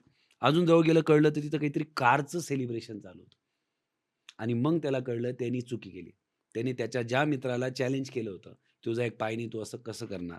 त्या मित्राने 21 ऑक्टोबरला कार बुक केली होती. ॲक्सिडेंट घडला, पण तरीसुद्धा त्याने 6.5 ची फोर्ड फिगो कार स्वतःच्या किमतीवर डाउन पेमेंट देऊन, पाय गेल्यावर सुद्धा मला एक त्याच्यातला एक भाग सांगतो, मला पॅन्ट घालता येत नव्हती. बाकीचे म्हणायचे, "खाली आम्ही सेलिब्रेट करतो, तू वर थांब." मी म्हटलं, "नाही, मला माझ्या गाडीत मला बसायचंच आहे." मी मॅडम लिटरली लुंगी लावली. वर शर्ट, टाय कारण की आमचा मार्केटिंगचा युनिफॉर्म. खाली लुंगी लावून मी लुंगीवर त्या कारमध्ये गेलो. वर्गातले सर, मग त्या मार्केटिंगची टीम सगळे आले आणि तिथं केक कापला आणि त्या केकमध्ये काय लिहिलं होतं, अवली म्हणून आमच्या वर्गातल्या मैत्रिणीने लिहिलं होतं. अवली ते मला अवली म्हणायचे, की "यांनी पाय गेला तरीसुद्धा कार गिफ्ट केली." सगळं काही शक्य आहे. जस्ट विचारांचा भाग. आणि मग तिथून मी जसं बोललो तुम्हाला, की माझ्या डोक्यात लॉ ऑफ अट्रॅक्शन चालू होतं. आता कारमुळे कॉन्फिडन्स पण आला होता. मी इमॅजिन करत होतो. 26 तारखेला मला डिस्चार्ज दिला त्यांनी आणि 2च दिवसात म्हणजे 28 नोव्हेंबरला मी पुण्यामध्ये एफ-सी रोडला ब्रिटिश लायब्ररी तुम्ही ऐकून असाल. त्याच्या राइट साइडला डेक्कन पार्क हॉटेल आहे. त्या डेक्कन पार्क हॉटेलमध्ये या पायाला टाके लावलेले. म्हणजे त्रास बी होतोय. कधी-कधी त्याच्यातून रक्त येतंय आणि त्या कंडिशनमध्ये मी 200 लोकांना एका पायावर ट्रेनिंग देत होतो. बापरे! येस. 1 महिना पण गॅप नाही नाही घेतला. फक्त मी तर म्हणतो दुसऱ्या ऑपरेशनपासून 21 दिवस फक्त आणि ॲक्सिडेंटपासून काय जे असतील ते 27 दिवस लईतले. मी ठरवलं होतं. लोकांना काय झालं, मी म्हणतो हो मिरेकल आहे या जगात. चमत्कार घडतात. आज आता माझ्या बोलण्यात मी जसं बोललो, की मला वाचलेला देव आला असं मला वाटलं आणि एक ही बी घटना आहे. डॉक्टरांनी फोन केला होता वडिलांना, की 270 दिवस लागतात. हा वापस कामाला लागला. डॉक्टर लोहिया आजही मालेगावला गेलो, भेटतो आम्ही कधी विषय निघतोच. माझं काय म्हणणं आहे, तुम्ही स्वतःच्या पूर्णतः जी काही तुमची कॅपेबिलिटी आहे, तुम्ही स्वतःच्या कॅपेबिलिटीवर विश्वास ठेवा आणि त्या दिशेने वाटचाल करा आणि थोडंसं वातावरणाचा मोठा रोल आहे. मी नेहमी एक रूल सांगतो गिगो, GIGO. आजकाल जे लोकं मला बघताय, तुम्हाला बघताय, यांची अडचण काय यांना करायचं खूप मोठं आहे. हं. पण यांचं वातावरण पाहिजे तसं नाही. बरोबर. यांना करायचं खूप मोठं आहे, पण यांच्या सवयी तशा नाही. GIGO garbage in, garbage out. हे उठल्यानंतर यांचं गार्बेज पडतंय. म्हणजे आज उठले का मोबाईल जर हातात घेतला, तर नको त्या गोष्टी बघितल्या जात आहे. मोबाईल जर हातात घेतल्या, टाईमपासच्या गोष्टी बघितल्या जात आहे. पण त्याच्याऐवजी जर आज ह्या पॉडकास्टसारख्या फायदा असणाऱ्या गोष्टी बघितल्या, सकाळी जर ही प्रेरणा भेटली, तर त्याच्या दिवसाची सुरुवात कशी होईल? बरोबर. मग या गिगोला मी बदलून गार्बेज इन, गार्बेज आउट न करता गुड इन, गुड आउट आपल्याला करायचं आणि मी ते केलं. आणि मग पुढं माझा प्रवास इथपर्यंत हा ॲक्सिडेंटबद्दल झाला. मग मी घरच्यांना माझे जे गुरु होते, त्यांनी काय सांगितलं, की "याला तुम्ही घरी नका ठेवू. हा घरी राहिला तर सगळे पाहुणे पाहायला येतील, परत-परत येऊ. कसा ॲक्सिडेंट झाला?" हं. आता ते ते रिमाइंड परत-परत, केलं जातं परत आपल्याला. रिमाइंड म्हणजे ते इतकं त्रास होतो ना, मी तर म्हणतो जेवढा त्रास त्या एका दिवसात नाही झाला, येस. तेवढं. आणि काय होतं नातेवाईक कुतूहल म्हणून विचारतात. हं. जाणून-बुजून नाही. ते कुतूहल म्हणून विचारतात. पण त्या कुतूहलाच्या निमित्ताने आपण परत मागे जातो. आणि ॲक्चुअली ते म्हणजे पेशंटच्या समोर विचारतात, ही सगळ्यात मोठी चूक आहे. काय सांगू आता? थोडं मागे जायला आवडेल, की त्या 7 दिवसात किंवा मी जे 22 दिवस होतो ॲडमिट, मी नियम बनवला होता, की मी आलेल्या माणसाशी बोलणार नाही. सॉरी. आणि मी एक पुस्तक तेच द सिक्रेट पुस्तक घेतलं. नंतर एक रिच डॅड पुअर डॅड म्हणून फायनान्शियल एज्युकेशनचं बुक आहे, ते बी घेतलं. आणि मी कोणी आलं का मी वाचत बसायचं. म्हटलं कसं आहे? व्यवस्थित. ठीक, बस एवढंच. जास्त बोलायचं नाही, काही नाही. बरं काही जण तर एवढे पप्पांचे मित्र शिक्षक एवढे जबरदस्त होते, की ते यायचे मला पाहायला आणि मी वाचतोय काहीतरी. घरी जायचे, मुलांना घेऊन यायचे, "बघ तो दादा इथं बी अभ्यास करतोय." आता भलेही तो अभ्यास शाळेचा नसला, पण मी पॉझिटिव्हली घेतलं. म्हणून मी स्वतःला, बरेच जण म्हणतात, की "का तुला एवढा त्रास झाला नाही?" तर मी म्हणतो, "मी वातावरण ते येऊ नाही दिलं." बरोबर. आणि त्याचं नेक्स्ट स्टेज अशी, की माझ्या गुरूंनी माझ्या पप्पांना सांगितलं, "याला घरी ठेवू नका. याला परत कामाला लावा."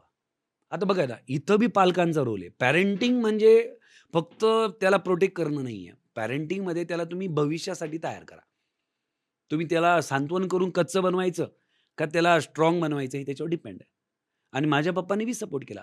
कारण की त्यांना काय सांगितलं, की मुलाचा एक पाय गेलाय. 28 दिवस झालेले, टाके ओले आहेत, त्रास बी होतोय.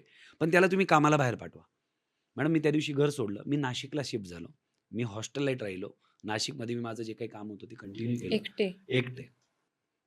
म्हणजे हॉस्टेलाईट म्हणजे 2-4 मित्र असतील, पण फॅमिलीमधून कोणीच नाही हां. मग तुमची सगळी काळजी वगैरे कोण घेत होतं? मॅडम बघा, मला इनिशियली कळून गेलं होतं, की टाके जे होते ते ओले असल्यामुळे त्याचं ड्रेसिंग 15 दिवसात होतं. हं. आणि मी कार नवीन घेतली होती. लगेच जमत नव्हती म्हणून ड्रायव्हर म्हणजे लागल्यावर ड्रायव्हर बोलून घ्यायचो.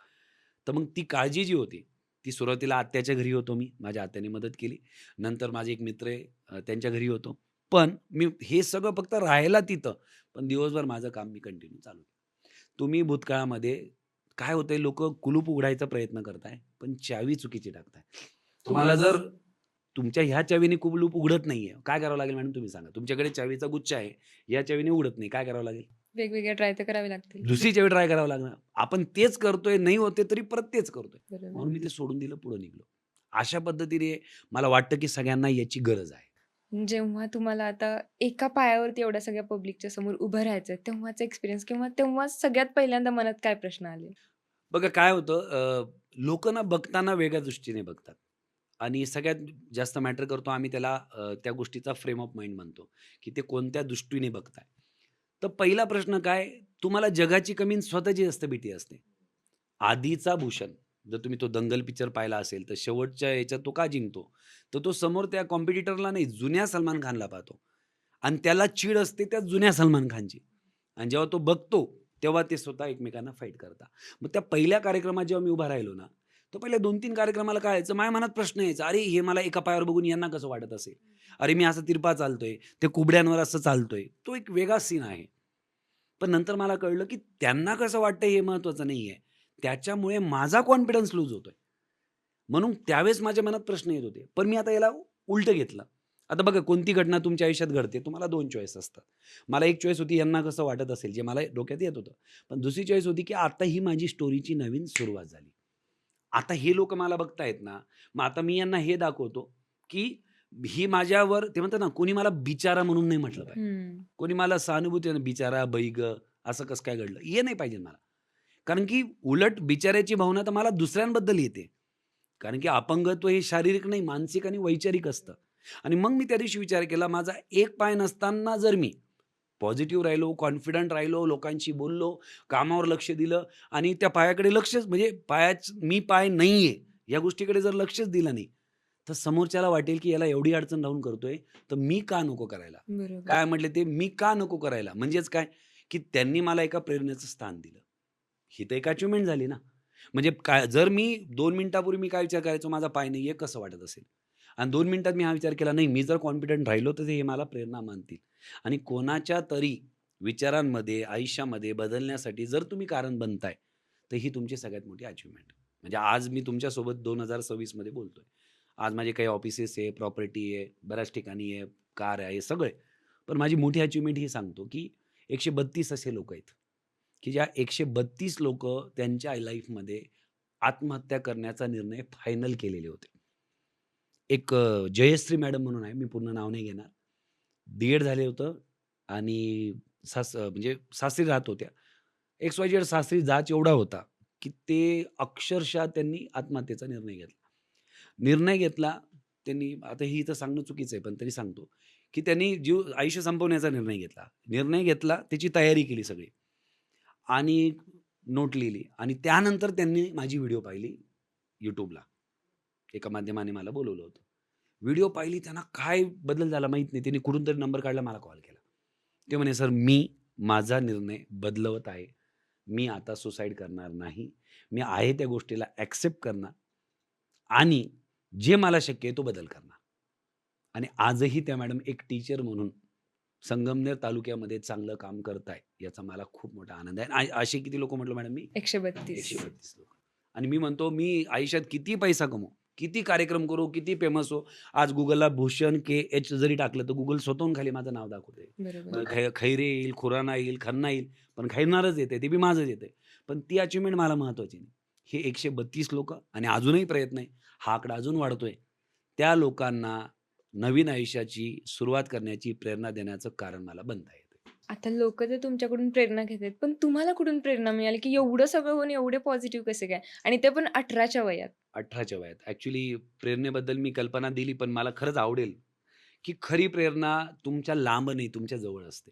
पण त्या प्रेरणेसाठी ना आम्ही नेहमी सांगतो मोटिव्हेशनमध्ये, की तुमचा एक चष्मा मॅटर करतो. चष्मा म्हणजे काय, की आज मी लाल कलरचा घातला तर दुनिया लाल दिसते. हं. पिवळा घातला पिवळा, हिरवा दिसला हिरवा घातला हिरवा.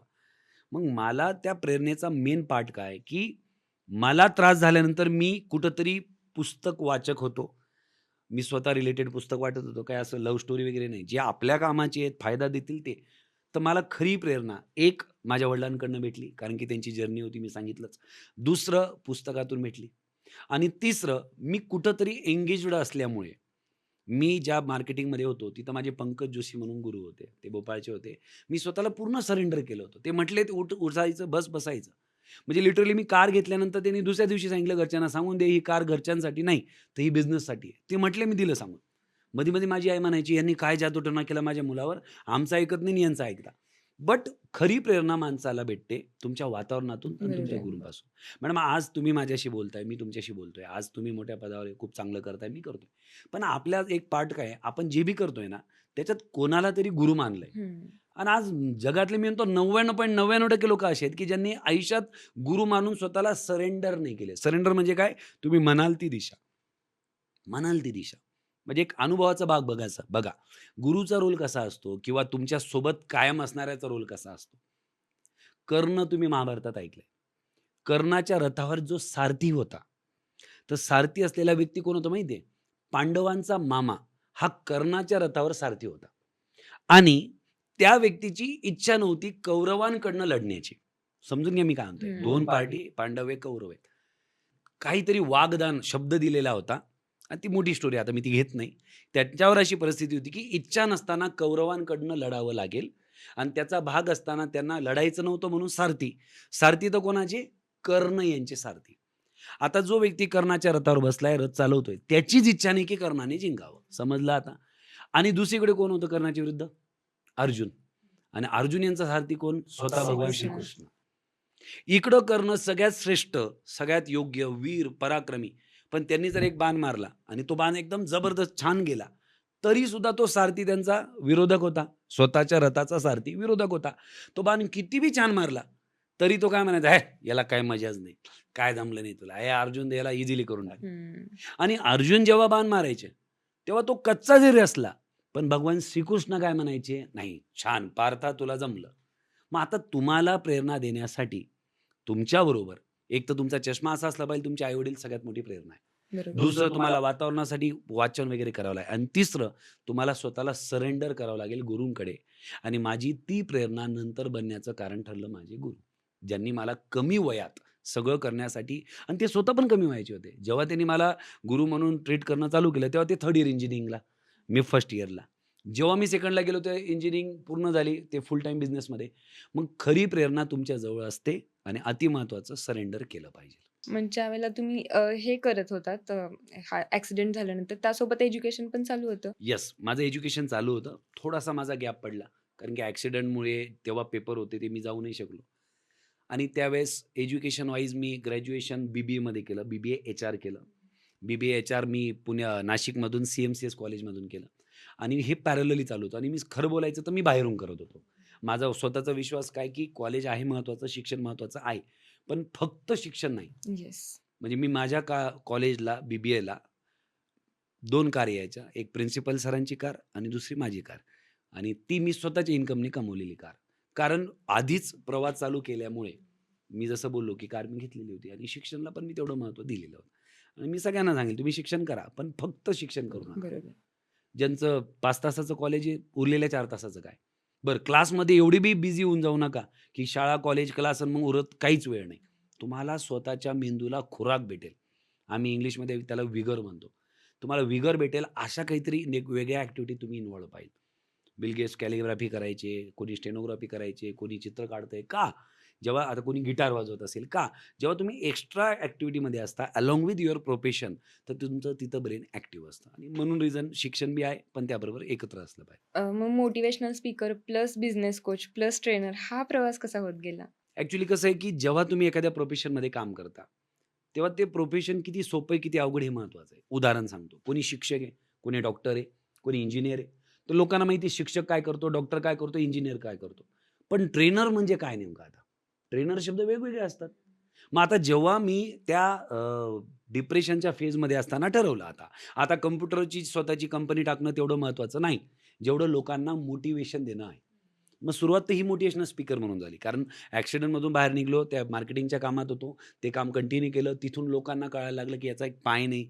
हा या बिझनेसमध्ये एवढं करतोय, लोकांना जाऊन भेटतोय, विकतोय, एवढं सगळं चाललंय. तर तिथूनच कार्यक्रमातले काही लोकं मला आमंत्रण द्यायला लागले आणि ते म्हटले, की "तुम्ही आमच्याकडे या, तुमची स्टोरी शेअर करा." आता मला वाटायचं मदत म्हणून मी जायला लागलो. मदत म्हणून गेलो, तर कोणतरी मला स्वतःहून म्हटलं, की "नाही, तुम्ही आले, हे तुमचं पाकीट असू द्या." आता मोटिव्हेशनल स्पीकिंगचे पण पैसे भेटतात हे माझ्या डोक्यात नव्हतं. हां. ते काय असतं जेव्हा तुम्ही एका राइट डायरेक्शनला चांगल्या इंटेन्शननी जातात, तर देव तुम्हाला बरोबर कोणा ना कोणाच्या माध्यमातून हुशार करत असतो आणि बरोबर. गरजेनुसार हुशार करतो. आणि मला पण असं वाटतं, की ज्या गोष्टीची किंमत नाहीये, ज्या गोष्टीची व्हॅल्यू नाहीये, लोकं ती मनावर घेतच नाही. बऱ्याच लोकांना मी अतिमहत्त्वाचे सल्ले आधी द्यायचो किंवा आजही देतो आणि जवळच्या लोकांना. ते मनावर नाही घेत. बरं तो सल्ला इतका महत्त्वाचा आहे. माझा ड्रायव्हर मला सांगतो बरं का, की तुम्ही पैसे घेतल्यावर जे देतात, पुढचं पॅकेज घेतल्यावर देतात किंवा ज्यांना आता तुमच्यावर 1 वर्ष झाल्यावर जे देतात, ते तुम्ही तुमच्या जवळच्या बऱ्याच लोकांना देऊन देता, पण ते चहा पिता-पिता त्याला बरोबर. हलक्यात घेतात. मग आता मी ठरवलंय, की ह्या जगाला तेव्हाच व्हॅल्यू असेल, ज्यावेळेस ते त्याची व्हॅल्यू देतील. आणि मग मला लोकांनी इन्व्हाईट करायला लागले. त्यानुसार मी काही पुस्तकं वाचले. मी मग एक बिझनेस ट्रान्सफॉर्मेशनचा लंडन ओरिजिनचा एक कोर्स केला, ज्याच्यात संपूर्ण जगातले वेगवेगळे असे लोक होते जे ऑलरेडी ट्रेनर आहे, पण त्यांना कोच बनायचं. मग तिथं मला बरंच काही कळालं. काय असतं मॅडम, बिझनेस करायचा आहे तर सायकॉलॉजी महत्त्वाची. म्हणजे बऱ्याच जणांना फिअर ऑफ आस्किंग मनी असतो. काही जणांना वाटतं आम्ही चांगलं करतोय, पण आता एवढं बस झालं. तर माझं असं म्हणणं आहे, की बिझनेस हा बिझीनेस नसावा, जे मी म्हटलो. त्याच्यामध्ये तुम्ही एक अशी सिस्टम लावावी, की तुम्हाला आयुष्याचं सगळे गोष्टी उपभोग घेता आले पाहिजे. आणि या जगामध्ये तुम्ही जर पाहिलं तर जे सक्सेसफुल आहेत, तर एक वाक्य मला आठवतं, की तुमचं आयुष्य 500 वर्षांचं नाही आहे. बरेच जण म्हणतात, की आम्ही करून शिकू, चुका करून शिकू. तुमचं आयुष्य 500 वर्षाचं असतं, तर तुम्ही कितीही चुका केल्या असत्या तर चाललं असतं. बट तुम्ही जी चूक करून वेळ आणि पैसा दोघी जो वाया जाणार आहे, तो जर एखाद्या एक्सपर्टकडे आहे आणि त्याला जर आपण त्याच्यातला काही भाग म्हणून एखाद्या एक्सपर्टला हायर केलं, तर आपला वेळ वाचतो ना त्याच्यात. आणि टोनी रॉबिन जे जगातले सगळ्यात मोठे मोटिव्हेशनल स्पीकर आहे, तेच सांगतं, की your life is not of 500 year. तुमचं आयुष्य 500 वर्षाचं नाहीये. म्हणून प्रत्येक गोष्ट चुकून करायची असं नाही. त्याचे जर एक्सपर्ट बरोबर असले तर बेटर आहे. मग आता ज्यांना फिअर ऑफ आस्किंग मनी आहे, ज्यांना बिझनेस ग्रोथ मल्टिप्लाय नाही करता येते, ज्यांना व्हर्टिकल एक्सपान्शन, हॉरिझॉन्टल एक्सपान्शनचा फरक कळत नाहीये, ज्यांचा बिझनेस कोणत्या कॅटेगरीत येतोय, त्या बिझनेसचे अप्रोच काय, सायकल काय, त्याचे प्रकार काय, या नेक्स्ट लेव्हलच्या गोष्टींमध्ये मी घुसलो आणि मी ते अपडेट केलं. म्हणजे माझी जर्नी कशी, की before accident, after accident, into the speaking training and then again into the coaching. आणि आज ह्या सगळ्या गोष्टींमधून आमची पूर्ण team, now we are working into the AI. म्हणजे बिझनेसला ग्रो करताना एआयचा काय वापर आणि किती जबरदस्त होऊ शकतो. हं. कोणी करू शकतं. बरं, ही मी फक्त बिझनेसमॅनबद्दल नाही म्हणत आहे. एक डे टू डे लाईफ जगणारा व्यक्तीसुद्धा त्याच्या लाईफला 100 टाईम बेटर करू शकतो एआयचा वापर करून. येस. पण आता एआय म्हणजे फक्त ChatGPT आणि Gemini एवढं नाहीये. त्याच्या पलीकडे खूप आहे. मग आता बिझनेस वाढवताना या सगळ्या आस्पेक्टला बघितलं. बिझीनेस म्हणजे बिझी न राहता आपण एक सिस्टम तयार केली, तर आपल्याला आयुष्याला पण जगता येईल आणि एक प्रॉपर पॅटर्न तयार होईल. आता बऱ्याच बिझनेसमॅनच्या अडचणी काय? लोकं टिकत नाही, टीम तयार होत नाही. टीमला तयार करा, ट्रेन करा, दुसरीकडे निघून जाता. कोणी पगार गेले तिकडे निघून जाता. कॉम्पिटिशनमध्ये एखादा पैसावाला आला, तर तो मार्जिन सोडून एकदम कमी किमतीत विकतो, ज्याला विचारात विकणं यांना शक्यच नाही. पण हो, याला सुद्धा बीट करून आपण मोठं करू शकतो. But that need skill. ते म्हणतात ते म्हणतात ना, की एका व्यक्तीने एक मशीन रिपेअर करणाऱ्याला बोलावलं आणि बंद होती मशीन. त्याला सांगितलं, की ही मशीन चालत नाहीये. तो येतो, मशीनला हातोडा मारतो आणि लगेच मशीन चालू होते. तो म्हणतो, "किती पैसे झाले?" म्हणे, "1200." ते म्हणे, "तू तर फक्त हातोडाच मारला, त्याला 200 लागले पाहिजे." ते म्हणे, "हातोडे मारायचे मी 200च घेतले. पण नेमकं कुठं मारायचं या अनुभवाचे मी ₹1000 घेतले." So it is very important to get answer of how. तुम्हाला कसं करायचं याचं उत्तर भेटलं पाहिजे. म्हणून आता बिझनेस कोचिंगद्वारे आम्ही सगळ्यांना देतोय आणि आनंद याचा वाटतो मॅडम, की सगळ्यांना आमच्या सपोर्टचा खूप बेनिफिट होत आहे आणि रेफरन्सवरच काम होतंय. तरी आता किती असे क्लायंट आहेत तुमच्याकडे सध्या अटॅच? क्लायंट जर म्हटलं तर बिझनेस कोचिंगचे आमचे आता सध्या 50 प्लस क्लायंट आहेत आणि 50 प्लस यामुळे काही जण काय करतात, ते बरेचसे ऑर्डर्स घेऊन घेणं आणि प्रॉपर सर्व्हिस न देणं याला उपयोग नाही आहे. We provide business accountability. Finance account वेगळं मॅडम. बिझनेस अकाउंटेबिलिटी म्हणजे प्रत्येक बिझनेसमध्ये बरेचसे टास्क असतात, जे करायचे असतात. पण एक बिझनेसमॅन दिवसभर एवढ्या गोष्टी करतो, की त्यामध्ये त्या मिस होऊन जातात. मग त्या मिस होत असल्यामुळे आम्ही त्यांचा एक पार्ट बनतोय. कारण की मी फक्त कोचिंग नाही करत आहे. कोचिंग तर मी ओनरला करणार. पण त्याला सपोर्टमध्ये माझ्या टीमचे काही मी सर्व्हिसेस दिलेले आहे. मग त्यांना लीड जनरेशन असेल, काही सपोर्ट लागला, काही गोष्टींना असिस्टन्स आलं. म्हणजे आज काही जणांकडे पी-ए नाहीये, पर्सनल असिस्टंट नाहीये. तर आमच्या ऑफिसमधले काही जण ती सर्व्हिस त्यांना प्रोव्हाईड करते, जेणेकरून त्यांचं टार्गेट रिलेटेड कोणतंही काम राहायला नको. सो नाऊ अशा आमचे डीप वर्क असल्यामुळे 50 प्लस ते क्लायंट आहे. आणि ट्रेनिंगचे क्लायंट म्हटले तर more than 1000 client we have in India ट्रेनिंगमध्ये. आणि मोटिव्हेशनल स्पीकिंग म्हटलं तर कसं आहे, ऑकेजनली असतं ते. हं. जेव्हा त्यांना वाटलं तेव्हा बोलवतात. येस. बट आता एक 5000 पेक्षा जास्त डेटाबेस असा आहे. अचानक आता मला नाशिकमधून एक स्कूलचा फोन आला, की तुमचा प्रोग्राम करायचा आहे. 4 वर्षापूर्वी घेतला होता. असा आता रेग्युलर आहे. तुम्ही चांगले राहिले, लोकं स्वतःहून येतात. येस. आता तुमचं व्याप इतकं वाढलंय, तर याच्या मागचं मेन सपोर्ट सिस्टम कोण आहे? Support system yes. पहिले जसं तुम्ही प्रेरणा विचारलं हं. आणि आता तुम्ही सपोर्ट विचारताय. येस. सपोर्ट हा असा असतो, की ज्यामुळे तुम्हाला उभं राहणं आणि टिकणं सोपं होतं. हं. ओके. आणि जसं मी माझ्या स्टोरीत नेहमी सांगतो आणि तुम्हालाही सांगायला आवडेल. इथं सगळं सगळं सेम मॅच होतं, की एका माणसाच्या सक्सेस मागे एका लेडीचा हात असतो आणि तो हात आहे आमच्या मॅडमांचा, म्हणजे माझी वाईफ आरती मॅडमांचा. आज माझी जी बी-के एज्युकेशन कंपनी, त्या कंपनीचे मालक ते आहेत. सगळे ऑपरेशन्स ते बघताय. मी तर ठीक आहे, मला ट्रेनिंग येते, कोचिंग येते. मी जातो, ट्रेनिंग देतो, कोचिंग करतो. पण तुम्ही विचार करा, माझा दररोज इव्हेंट आहे. आता जानेवारीमध्ये आम्ही टोटल 26 इव्हेंट केले. तर जानेवारी 2026 मध्ये. मी तर 26 दिवस बाहेर आहे. पण बॅकएंडचं जे काही काम आहे किंवा ट्रेनिंग कोणी इन्व्हाईट केल्यावर मी जाऊन ट्रेनिंग देणार. पण इन्व्हिटेशन येणं किंवा ज्या लोकांना आमच्या सर्व्हिसची माहिती भेटावी, अशा लोकांपर्यंत पोहोचणं, हे सगळं जे वर्क आहे, ते आमच्या आरती मॅडम करतात पूर्णतः. तुमचं लव्ह मॅरेज की अरेंज? आमचं लव्ह मॅरेज आहे. प्लस अरेंज यामुळे म्हणेल बिकॉज घरच्यांच्या परवानगीने. माझं एक वाक्य आहे, की ज्या घरच्यांनी आपल्याला इथपर्यंत आणलं, ज्यांनी आपल्याला मोठं केलं, इथपर्यंत केलं, सगळं त्यांच्यामुळे आपण आहोत. बरोबर. आणि त्यांना दुःखी करून मी माझ्या प्रेमात सुखी होण्याला मला योग्य वाटत नाही. म्हणून थोडंसं मी त्याच्याबद्दल सांगेल. सांगितलं चालेल तुम्हाला? हो, नक्की. येस.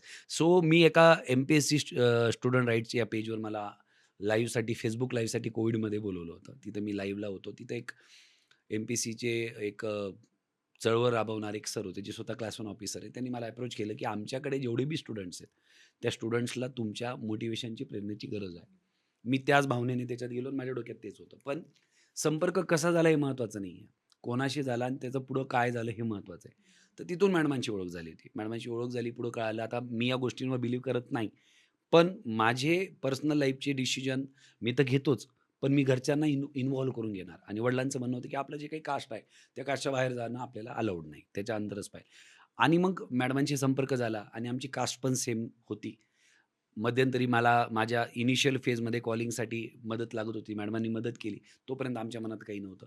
मग तिथं थोडेसे सूत्र जुळले, सगळं जुळलं. पण थोडंसं कहाणीमध्ये ट्विस्ट अशी होती, की ज्यावेळेस मी त्यांच्या संपर्कात आलो, तेव्हा मॅडमांचा ऑलरेडी डिव्होर्स झालेला होता. घटस्फोटीत होत्या. त्यांना एक मुलगी होती 4 वर्षाची त्यावेळेस. तर ती मुलगी होती आणि तरी माझा संपर्क झाला. पण मग आता माझे विचार थोडे वेगळे आहेत मॅडम. मला असं वाटतं ना, की आपण ना जेव्हा भाषण द्यायचं म्हटलं ना, तर सगळे लोकं लई फॅन्सी बोलतात. मी फॅन्सीच म्हणतो त्याला, की जगात हा बदल व्हायला पाहिजे, समाजात तो व्हायला पाहिजे, लोकांना ही मदत, ती मदत आणि करायची वेळ आली तर कोणी येत नाही. राइट. आणि म्हणून मी विचार केला, की नाही, त्यावेळेस मी लाखांमध्ये कमवत होतो. माझं नाव महाराष्ट्रात होतं. 2021 ची गोष्ट आहे. माझं नाव महाराष्ट्रात होतं. जे काय आहे आणि सगळेजण मला ओळखत होते. मला प्रपोजल येत होते. मला वडिलांना येत होते. मला डायरेक्ट प्रोग्राममधून पण येत होते. बट मी त्याकडे लक्ष नाही दिलं. कारण की एक राईट वेळ, राईट पद्धत महत्त्वाची. येस. मी ॲम्बिशियन्स आहे. माझं व्हिजन मोठं आहे. आणि मला घरातला सपोर्ट जर त्या अँगलचा नसेल, तर मी कसं पुढे जाणार? बरोबर. आणि त्यावेळेस ज्यावेळेस मॅडमांशी संपर्क झाला, काही दिवस मॅडमांशी माझं व्यावहारिक ते कॉलिंग करायचं ते नातं होतं. त्यामुळे मला कळलं मॅडमांचा स्वभाव काय, काय नाही. आणि त्यानंतर मग मी पुढाकार घेतला. मॅडमांनी बी पुढाकार घेतला. दोघांनी घेतला. ते त्यांच्या घरच्यांशी बोलले, ते बी नाही म्हटले. मी माझ्या घरच्यांशी बोललो, ते पण नाही म्हटले.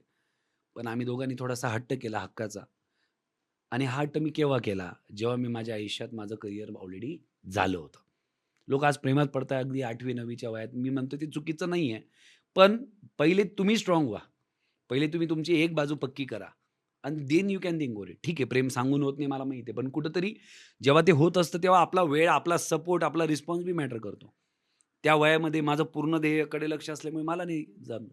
पण जेव्हा मी करियर वाईज सेटल आहे आणि मग मॅडम इन्व्हॉल्व झाल्या आणि मॅडम जरी घटस्फोटीत असल्या, तरी मॅडमांचे विचार चांगले होते. जे काही त्यांचा पास्ट लाईफ आहे आणि मी त्याला ॲक्सेप्ट करायला तयार होतो.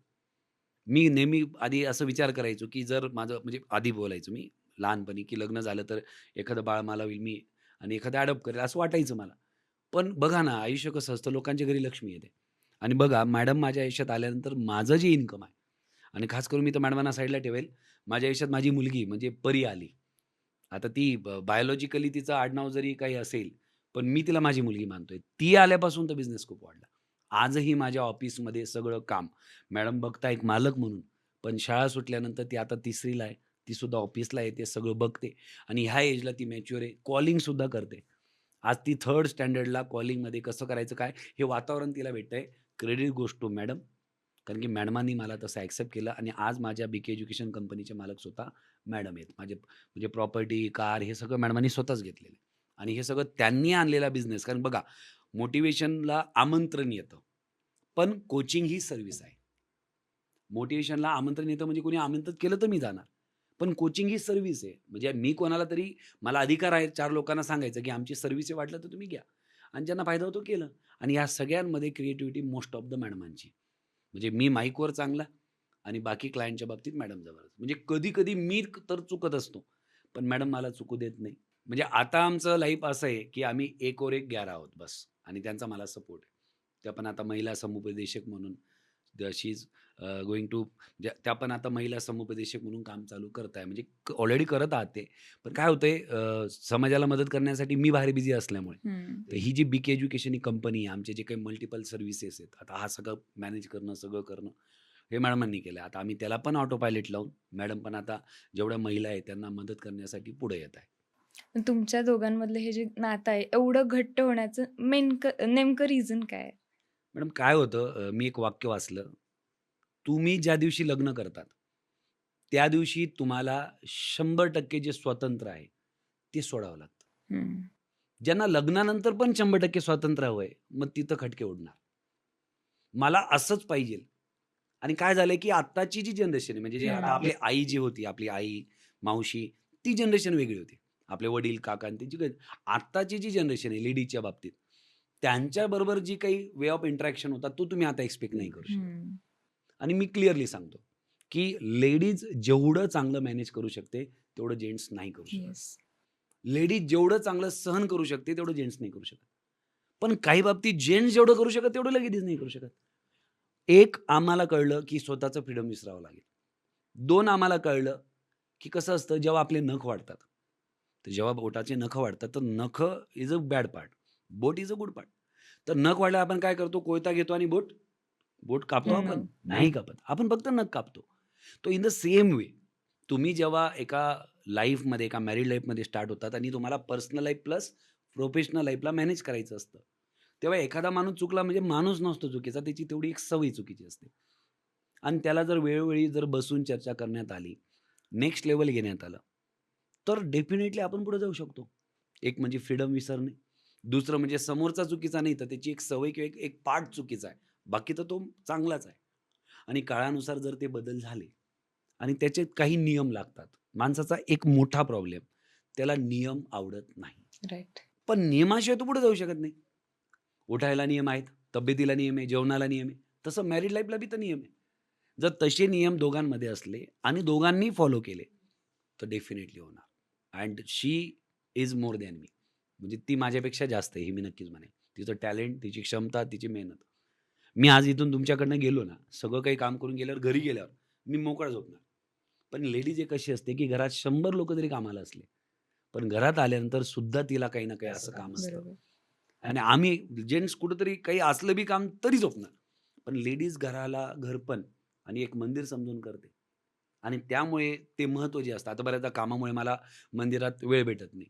पण आमच्या मॅडम काही असो, स्वामी समर्थांना मानतात. मनापासून त्यांची भक्ती आहे.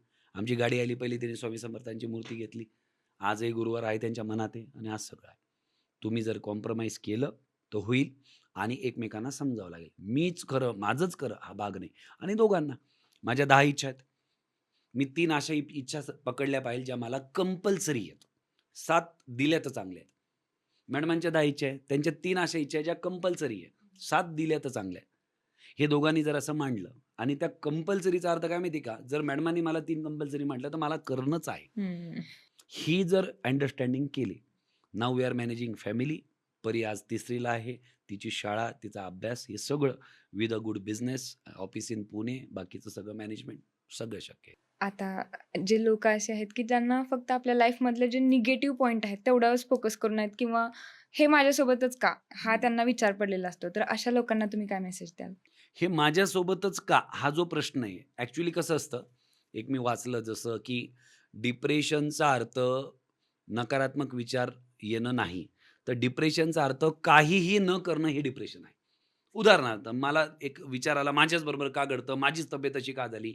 मला जॉब का भेटत नाहीये? किंवा माझ्याच बिझनेसमध्ये कस्टमर का येत नाहीये? किंवा माझी मुलं माझं का ऐकत नाही? हे कारणं असतात डिप्रेशनचे. असा थॉट आला आणि मी जर विचार करत बसलो, म्हणजेच काय? विचार करणं म्हणजे काहीतरी ॲक्शन न घेणे. विचार करत बसलो ना, तर ते नंबर लाईनसारखं आहे. एक निगेटिव्ह विचार आला, तर अजून निगेटिव्ह तुम्ही जाणार. पण त्याऐवजी मला का जॉब नाही लागत? एक काम करतो, मी आज 4-5 लोकांशी बोलतो. मग जर मी ॲक्शन घेतली, 4-5 लोकं मला हो म्हटल्यावर मला एक होप येते, मी पुढे सरकतो. मग ज्यांना वाटतं ना माझ्याच बरोबर का? ज्यांना वाटतं माझाच बिझनेस का चालत नाही? ते पुढे आले, ॲक्शन घेतली, Googleला गेले, काही विचारलं, सर्च केलं, काही बिझनेस कोर्सला टार्गेट केलं. जे लोकं म्हणतात आहे त्याच्यात न राहता, त्यांनी काहीतरी ॲक्शनकडे फोकस केला, तर मी सांगतो पुढचे रस्ते त्या ॲक्शनमधून हळू निघत चालतात. बऱ्याच लोकांची तक्रार असते, त्याचं नशीब चांगलं आहे, त्याच्याबरोबरही भेटलं, त्यालाही भेटलं. सगळ्यांना एक गणितामध्ये एक फॉर्म्युला असतो, समेशन ऑफ सिग्मा म्हणतो आपण त्याला. हं. जर तुम्ही आयुष्यामध्ये समेशन ऑफ अपॉर्च्युनिटी आणि समेशन ऑफ ऑब्स्टॅकल जर काढले, तर मी म्हणतो एक भिकाऱ्यापासून श्रीमंतपर्यंत सगळ्यांना अपॉर्च्युनिटी बी सारख्याच असतील आणि सगळ्यांना ऑब्स्टॅकल बी सारख्याच असतील. फक्त त्याचं स्वरूप मात्र वेगळं आहे. मग लोक म्हणतात की तो लकी. लकी तो नाही, तुम्ही पण आहे. पण जेव्हा त्याला भेटलं त्याने ओळखलं, तुम्ही ओळखलं नाही. तुम्ही दुसरीकडे बिझी राहिले. आज ही पॉडकास्ट बघितली, चांगलं वाटलं. मग काय झालं? लाईक केलं, कमेंट केलं, भूषण सर भारी, मॅडम भारी. नाही. आत्ताच्या आत्ता पॉडकास्ट पाहताना पॉज करा आणि एक निर्णय घ्या. आत्ताच्या आत्ता निर्णय घ्या. भूषण सरांच्या स्टोरी म्हणतो, उदाहरणार्थ मॅडमांची स्टोरी, चला मी माझ्या फॅमिलीमध्ये माझ्या वाईफ बरोबर हा नियम बनवणार. लगेच निर्णय घ्या. मी तर म्हणतो इथं पॉज करून पहिले निर्णय घ्या, मग पुढचं पहा. किंवा संपलं. लोकं काय करतील, पॉडकास्ट पाहतील, कमेंट करतील, लाईक करतील, मोबाईलमध्ये बॅक जातील, परत कालपासून जे रडगाणं झालं ते चालू राहील. मग असं नाही होणार. So action is a biggest solution. निघा, बाहेर पडा, काहीतरी पाऊल उचला. बरं नाही जमत आहे ना, मग अशा लोकांच्या सहवासात राहा जे तुम्हाला धक्का मारून पुढे नेतील. खतम येस. बस. आमच्याकडे बरेच मोठे-मोठे बिझनेस ओनर जे खूप वरीड होते त्यांच्या मुलाबद्दल. काय होतं, फर्स्ट जनरेशन धंदा चालू करताना खूप मेहनत घेते. पण जेव्हा त्यांची मुलं असतात, रेडीमेड बिझनेस आहे, मुलाला पैशाची तेवढी व्हॅल्यू नाही, मेहनत केलेली नाही, त्याला जमत नाही.